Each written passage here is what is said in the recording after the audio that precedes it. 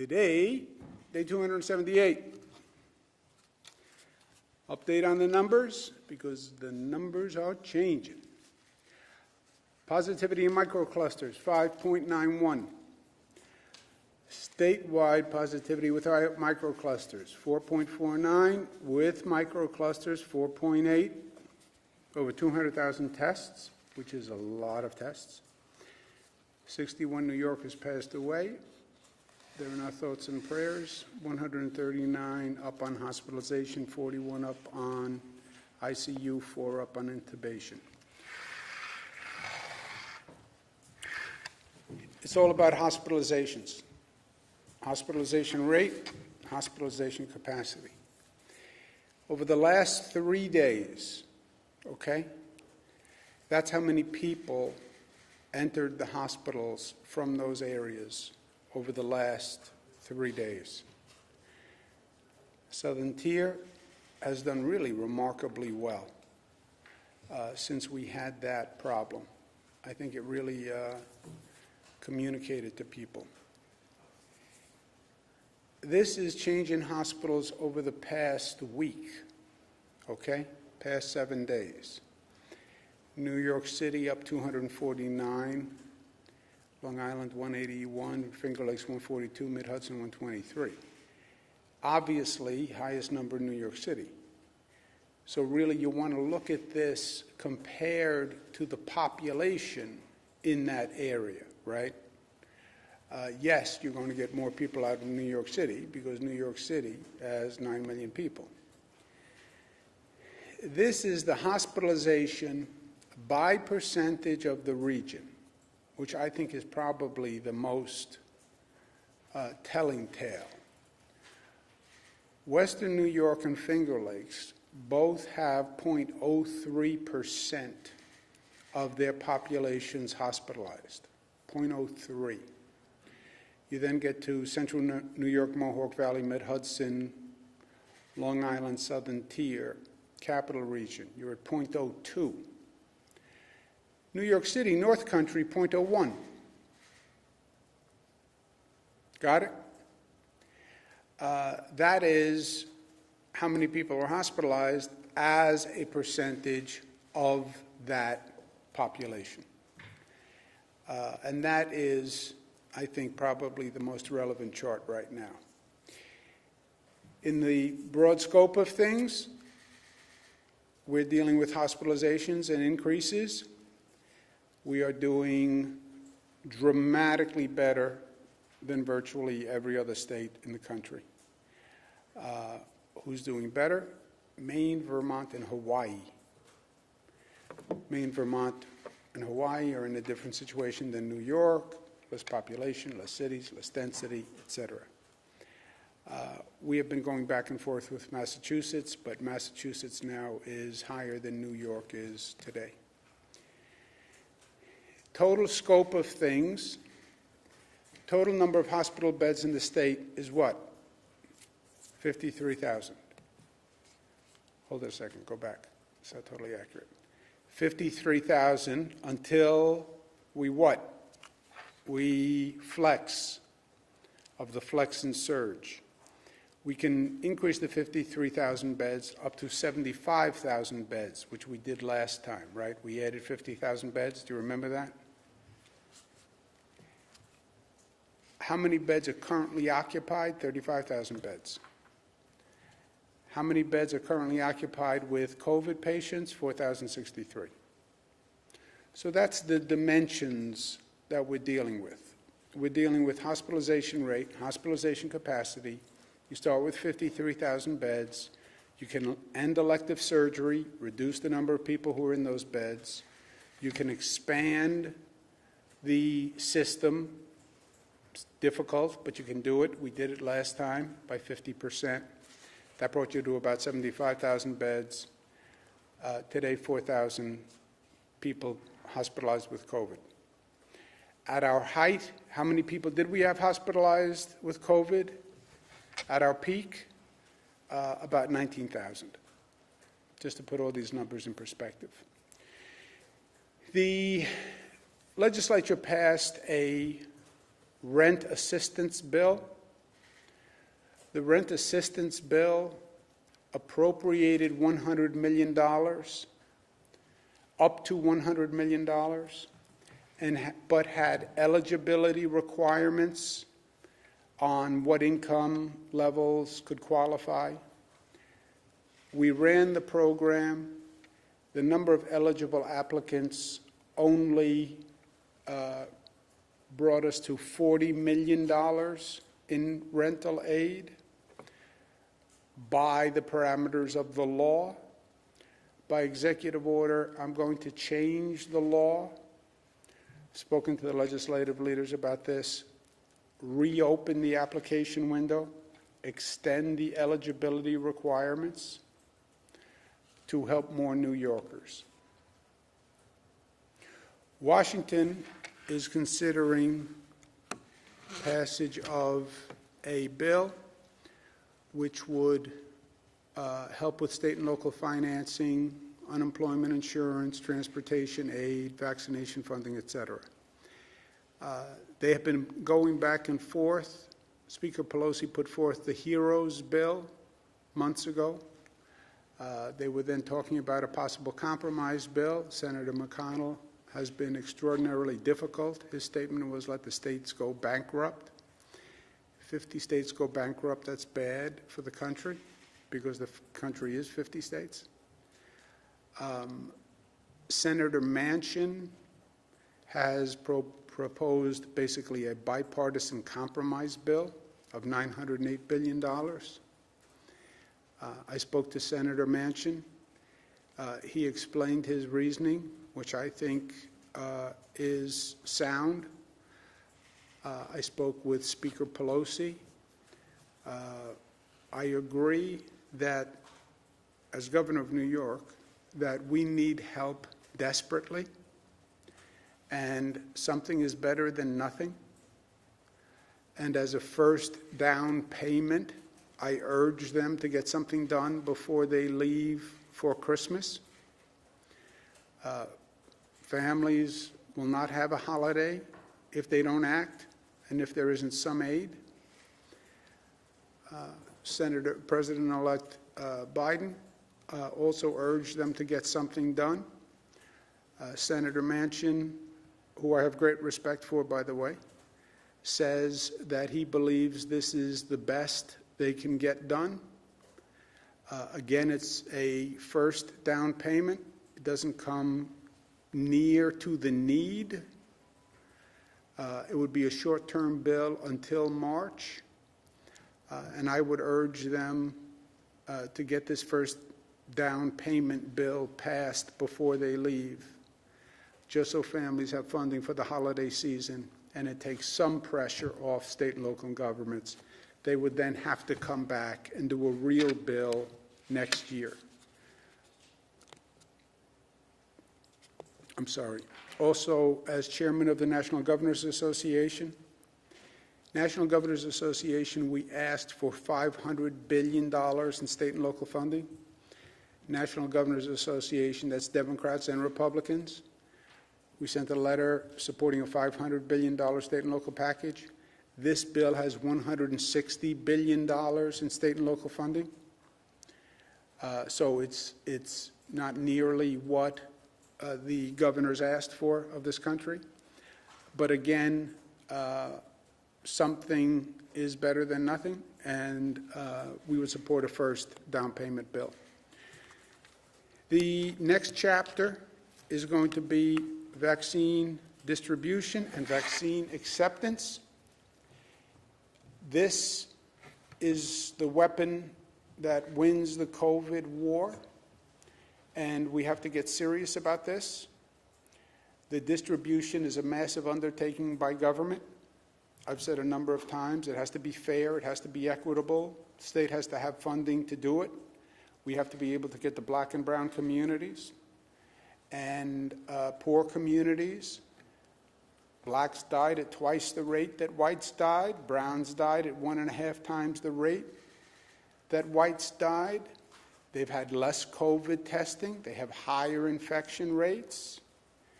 There is no justification not to have a very aggressive outreach program for the black and brown community. But government is going to have to do its part. People are also going to have to do their part. They're going to have to accept this vaccine. And right now, all the current data suggests people are very skeptical about the vaccine. And the estimates are you need about 75% of the population to be vaccinated for it to be effective. And you have 50% of the population roughly saying they're not going to take the vaccine. Mathematically, that doesn't work. You can't get to 75% if 50% say they aren't going to take it. But this is here and now. This vaccine distribution is going to happen in the next couple of weeks. New York State is going to be very aggressive about the distribution. I believe there's a great advantage to the state that most effectively vaccinates all people, and we'll be reaching out and educating people in the state. I would never ask anyone in the state to take a vaccine that I was unwilling to take myself. That's always been my standard. I'm not asking you to send your child to school if I wouldn't send my child to school. I'm not asking you to put yourself in a situation that I wouldn't put myself, and I won't ask New Yorkers to take a vaccine that I wouldn't take myself. But it is real, and we need people to start to focus on it because we want to get it done very quickly, and I want New Yorkers to start to think about it seriously. We're not going to get to the general population for a while, but you will start with not-for nursing home distribution. So you'll have parents asking their family, what do you think? Should I take it or not? You'll have healthcare staff having to decide whether or not they take it. And people should start focusing on it because it's real and it's here. And again, New York wants to do it as quickly as we can. Just to show you how real it is,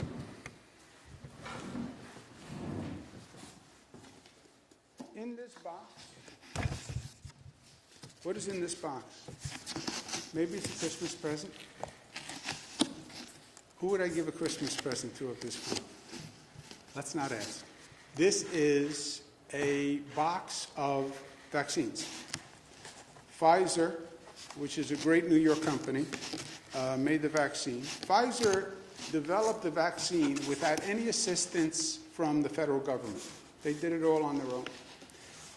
And we're very proud to call them a New York company. But the vaccine process is a complicated process. And the distribution is going to take a lot of work and a lot of effort. The package itself comes with a geo-tracker, GPS tracking device that can track the program and a thermal monitor so it monitors the temperature of the package. You want to know where the package is, and the package has to stay at the right temperature, because if it doesn't, then the vaccine is destroyed.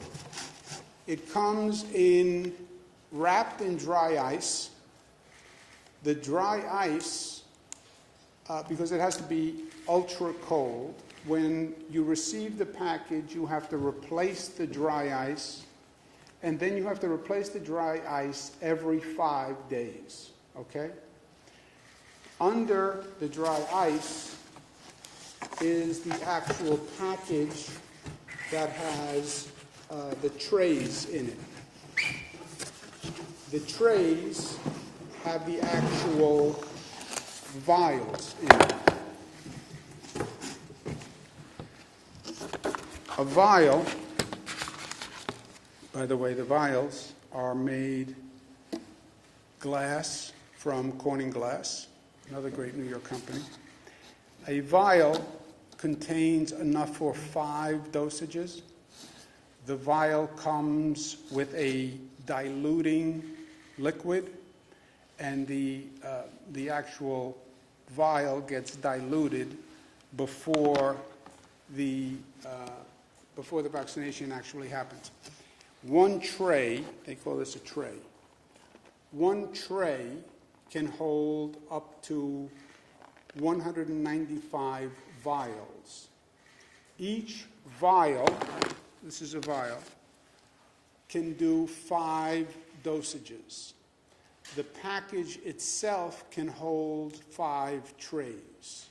So roughly 5,000 dosages could be in this one box. The storage and handling of the box itself is complicated. You can only open the box 2 times a day for 60 to 90 seconds each time, because keeping it the right temperature is very important. So it's either in ultra-cold storage or it has dry ice, but then you can only open it twice a day for 60 seconds to 90 seconds each time. When you actually do the vaccine, you take out the vial is frozen. You have to allow the vial to thaw at room temperature for about 30 minutes. You then dilute the vial and let it stand for 2 hours. And then you have 6 hours to administer the dosage. Okay? So this is a complicated procedure. That's one dosage, and then the person has to come back and receive the second dosage about 21 days later. So the package comes. It either has to be stored in ultra-cold storage, or the dry ice is replaced, and the dry ice can keep it. Up to 5,000 dosages, 5 dosages per vial, and then there's a procedure to de-thaw the vial, dilute the dosage, and then administer the dosage within 6 hours thereafter. And that's one dosage. Second dosage is 21 days later, and the vaccine really isn't effective until after the second dosage. So it's not easy, but it's real, and they're being manufactured, and they're going to be shipped. And we're very proud of Pfizer, and we're proud of Corning. And we are working very hard to be ready for the distribution and training people on the distribution to make sure it's all done correctly. But this is the weapon that is going to win the war. And that is the light at the end of the tunnel, right? So it's not tomorrow. It's not a short tunnel. But we know the way through this. We just have to get there. And we have to get there with as little loss of life as possible. Questions? What's the plan for staffing? You talked about how it is a big concern, especially for maybe smaller and medium-sized hospitals who might not be able to tap into staffers at other locations. What sort of, in the spring, obviously, we had the big plan to bring in volunteers from across the country. What sort of, beyond retirees sort of thing, what's sort of the plan to help with that issue? We have the Surge and Flex system, which deals with hospital capacity. Hospital capacity has several elements within it: number of beds, availability of equipment, availability of staff. They're all in the capacity constellation. When you run into a problem with capacity, then you have the ability to actually flex from different hospital systems. So if one hospital system is in trouble because they're running out of capacity for any of the 3 elements, beds, equipment, staffing, then you can shift to another hospital system. Jesse? Quick things. Is this a mock-up, presumably? Nope. Or is this, so this is actual vaccine that you have up there? Okay. I will give you the first one. If you come here, I will be the first one to administer under doctor supervision. I'm going to also put some of this New York Clean in the vaccine, which will have the added benefit of cleaning your arteries while you're being treated by the vaccine. Let's set the We party can tomorrow. do it all at the same time. Real quick, on the... There is no vaccine in this vial. It is a vial, but it is without vaccine. Going back to the focus areas, the hot spots. But I didn't want to tell him that. I was going to put this in the vial and inject it into his own. Clean up his act. So going back to the focus zones, at this point, I've lost count. I believe that there's 22 or so that are above 5%. Do you feel that the state has moved from kind of a containment strategy at this point to a mitigation strategy as part of this second wave?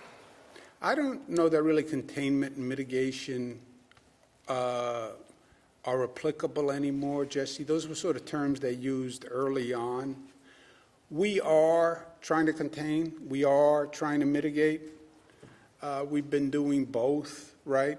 Reduce the spread, flatten the curve, but also contain it. So I think we've been pursuing both strategies now from the get-go. And on that... But you're seeing, there's no doubt, you're seeing a nationwide global increase in the overall numbers. And then it depends on how you want to argue it. New York is seeing much less of an increase than other states, but we're still seeing an increase. Do you feel that the hotspot strategy, the microclusters, has worked? Has that been a success considering the kind of spread of it? Oh, yeah.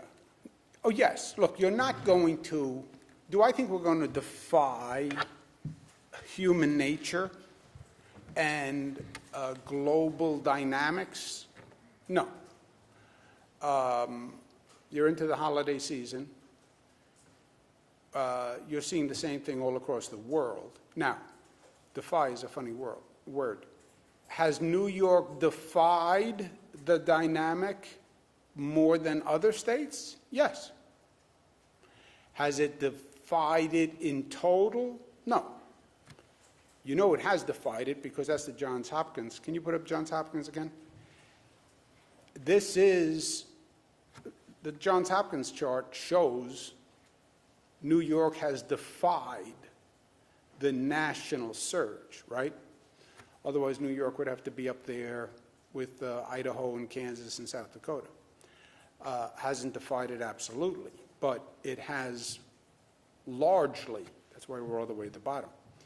The microclusters is because we have so much data, much more data than any other state, because we have so many tests. We know exactly where people live. So from a medical point of view, you can target much more closely, and you can target the medical resources so you're not chasing all over the state. You know it's this community. And to the extent you have to do economic restrictions, it's just this community. You don't have to close a restaurant in Queens because you have a problem in Brooklyn. You don't have to close a restaurant in Utica because you have a problem in Albany. By the same token, though, when you talk about the using hospitalization rates as a new metric, right, to establish these zones, are you at all concerned about waiting this kind of 7 to 10 days after Thanksgiving? Once again, this is a virus that has shown itself to be very effective in spreading. A couple of days can make a difference. Are you worried about changing those metrics that far, taking that much time to change the metrics? Well, we're adding the hospitalization rate to the factors, right? But where we are now, the hospitalization is most important. Are you going to see the infection rate increase? Yes. You're going to see it continue to increase, I believe, all through the hospital season. You talk to people like Dr. Fauci, the CDC experts, they all say the same thing. I guess the question is, if the restrictions are pegged to orange, red, yellow zones on businesses and things like that, and we're waiting an extra 7 to 10 days to restrict those things while we kind of assemble data post-Thanksgiving, is that waiting too long? Well, we have restricted them, and here's the real problem. The valve analogy and restricting, slowing the spread. At one time, you controlled, to a large extent, activity that was causing the spread. At this point, you don't control the overwhelming majority of the activity causing the spread, because over 70% of the spread is beyond your control. It's in small gatherings. It's in household parties. It was at the Thanksgiving table. Government cannot control that. The gyms, salons, the protocols are working. They're a very small percentage of increase. Restaurants, bars. Number for a second, you said 70% of the indoor gatherings, but then when we spoke to Rob yesterday, he said that's only the 70% of the 20% that you've been able to contact trace. So that's actually really verifiable. Only 14% that we know are coming from indoor gatherings. No. You're extrapolating that to the whole. You're extrapolating to the whole. 20% is the 20% of the contact tracing is the database, which is tens of thousands of points of data. How many people is the 20%? Do you remember, what was it, 40? 30,000. You have 30,000 data points. 30,000 data points is a large sample. You know, you take a statewide sample, you do 500 people, you extrapolate to the state, right? You do 500 people, you're going to extrapolate to the nation. You have 30,000 data points. That's a lot of data to extrapolate from. Let's do someone else first. Can we just? Yeah, let's just. I was just looking to clarify what he was asking. How can you say that's a representative sample or not? I said 30,000 is a very large sample. Well, you can't really, to Jesse's point, you can't really necessarily say that's a representative sample to completely rule out any spread from, you know, any businesses that are still open or indoor dining. Well, 30,000, I think anybody would say, is a very, very large sample to use as a reference point. I mean, 30,000. You know anything else that has a database of 30,000? I do know that when it comes to do you have a question? Yes. I have one on vaccines and one on nursing homes. First of all, on the vaccine, you said that you wouldn't ask anyone to take the vaccine, that you wouldn't take yourself. Will you take the vaccine? Will you do it like you did with the test? And yes. Do it in Next front question. of everyone? Yes, I said that. Will you be one of the first? Will you take it? I said that. You I will. said I would not ask anyone to take a vaccine that I wouldn't take myself. Okay. I said I wouldn't ask anyone to take a COVID test that I wouldn't take myself. And the skepticism about vaccines, a lot of folks that we've spoken with, they're concerned that they'll have to take a vaccine to get on a plane, or that the state will be very strict and make people take the vaccine in order to get into a nursing home or eventually to go to school. Do you support measures like that to get on a plane to travel? Should you have to take a vaccine for COVID? We don't control air travel requirements. That's a federal obligation. Governor, I have a question that's actually not in regards to this, but today we found out about 5 big arrests of MTA workers who made hundreds of thousands of dollars in overtime hours that they didn't actually work.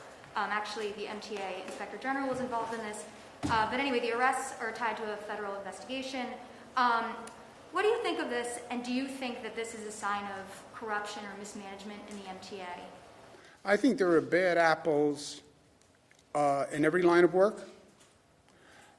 You have a multiple thousand workforce. You're going to have people who take advantage of the system. I was the Attorney General in this state. There are bad bankers. There are bad brokers, there are bad lawyers, there are bad doctors, there are bad college presidents, and I have no doubt that there are people who will abuse the system. The question is, I also did MTA cases as the Attorney General, by the way, on disability benefits. You have to have a system in place that can catch the person who commits fraud. There's an old saying, before your time, locks keep honest people honest. Locks keep honest people honest. have a system in place where if somebody defrauds the system, you catch them. I said to the MTA, I went to a facility late at night. I spoke about this gentleman named Jim Dwyer. He was a great columnist, was with the New York Times. Really a beautiful guy who I've known for many, many years. We go to an MTA facility about midnight one night, and people were supposed to be working, and nobody was there. Nobody was there. We went through the whole place, said to the supervisor, where are the employees? And was supposed to be a camera. The camera was not operating, right? So you have to have the systems in place where people know if I leave early, then I can get caught and I will get fired. And if you don't have those systems in place, locks keep honest people honest. Good, last one. As a follow-up, though, I mean, a lot of this overtime goes back to even further than 2018. How come this hasn't been rectified prior? I mean, again, not to say you control the MTA, but that has been alleged, that you do control You will never eradicate all bad actors in any system. It's $460,000 is a lot of money in overtime. That's actually double what your salary would be. Yeah, but how many people was it? 5 guys. Five But that's guys. a How large many amount. employees of the MTA about? 70,000. So it's 5 guys, you have a 70,000 person workforce, right? You're always going to have bad apples. Go ahead. Governor, just a couple questions for you. You talked about hospital beds, but do you know how many ICU beds are currently available? Also, any comments on the State Board of Elections certifying every race today except for the 22nd Congressional District race? And one more question. Under normal circumstances, the Electoral College would be casting their votes, including yourself here from the Capitol, on December 14th. Is that still going to be happening here, or will that be happening virtually? Those are all very hard questions that I do not know the answers to, but we will try to work them through one at a time. Where do the electors act? I actually don't know. We usually do it in the Assembly chamber. Or Senate chamber. I'll find out and get back to you how we're doing it this year. Nobody knows. You have stumped the panel. You win the first Vial Award. Come on up and get the first. What was your second question? Any comments on the State Board of Elections certifying every race except for the 22nd Congressional District race? And do you know how many ICU beds we have? Any comments on the Board of Elections certifying except the 22nd? I'm sorry? The Brindisi race is still. Yeah. I hope they certify the 22nd race. I know it's a close race, but great. As soon as they can certify all the races, they should. How many ICU beds available? Dr. Zucker is going to answer that question right off the top of his head. I could tell you by some of the regions, but we're running around 20%. What do you have? 6,000 available. We 6,000 total in New York State. About 2,300 are available right now, and there's 377 COVID patients in ICU right now. Is that part of the 53,000 that the governor Yeah, mentioned that's right. before? And when you said 35,000 are currently occupied, does that include the 4,000 that Yes. Yes. How many extensions? If you end elective surgery, the 35,000 comes down, right? That's part of the flex and surge. Of the 35,000, some are trauma, emergency, who went in. Many of them are elective surgery. That's why when you end elective surgery, you make more beds available, so you open capacity that way. The 50% mandatory addition to the beds brought you from 50 to 75, right? So that's the flex that you have on the system. Super quick questions. I was Hold on a just second. Did you answer the full question? What did you say? On the ICU beds, Gareth, if you could go over, how many will you need if you go into a second wave? Are you guys have a larger estimate? How many ICU beds will the state need If in you have a? right now 6,000 in the state, how many you estimating you may need? So we have 6,000 right now, total ICU beds in the state. And that's available, or, okay, it's Total ICU beds in the state. Exact number is 5,976. That's total ICU beds in the state. Of those, 2,144 are available. 2,144 are available. How many of the 2,000 people are COVID people? 377. Okay. Dr. Zucker, you had a 377. point? When you, So how many are you going to need then if you guys? You don't know. You don't know. I think you should, we've looked at the numbers. Back in March, the percentage of people who were hospitalized for COVID that ended up in the ICU was 25%. And now it's down at 19%. The people who ended up in the ICU who were hospitalized back in March, April at that time, 85 to 90% ended up intubated, whereas now it's only about 45 to 50% that were intubated. As a reflection of a better management of patients who have coronavirus, and also people coming in to the hospital probably sooner because they recognize they may be ill. So those numbers have obviously improved from March to now. So that will The reflect hospital what will happen. treatment has changed dramatically. Remember the first time it was, they went into a hospital, we needed a ventilator, they were intubated. The number of intubations is way down. They've changed the medical protocol.